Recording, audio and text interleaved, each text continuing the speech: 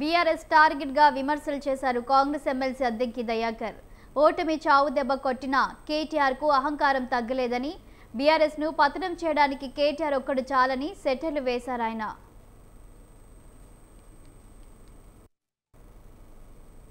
అంతా నేనే అని చెప్పి తిరిగిన కేటీఆర్ మొత్తం ఛాలెంజెస్, ఓపెన్ ఛాలెంజెస్, తన స్థాయికి మించిన ఛాలెంజెస్, ఇష్టం వచ్చినట్టుగా నోటికొచ్చినట్టు మాట్లాడడం, ఇష్టం వచ్చినట్టు మాట్లాడడం, ఎవరినైనా సరే లెక్క చేయకుండా మాట్లాడడం, ఇలాంటి పరిస్థితులు ఎన్నికల కంటే ముందు చూసినాం.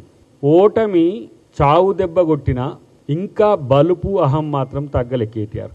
ఎందుకంటే బీఆర్ఎస్ పార్టీనో టీఆర్ఎస్ పార్టీనో నువ్వు బతికించినోనివి కాదు, పుట్టించినోనివి కావు, కాబట్టి నీకు దాని విలువ తెలియదు, కాబట్టి అది చస్తేంది పోతేంది అన్నట్టుగా ఇష్టం వచ్చిన తీరుగా వ్యవహరించిన పరిస్థితి.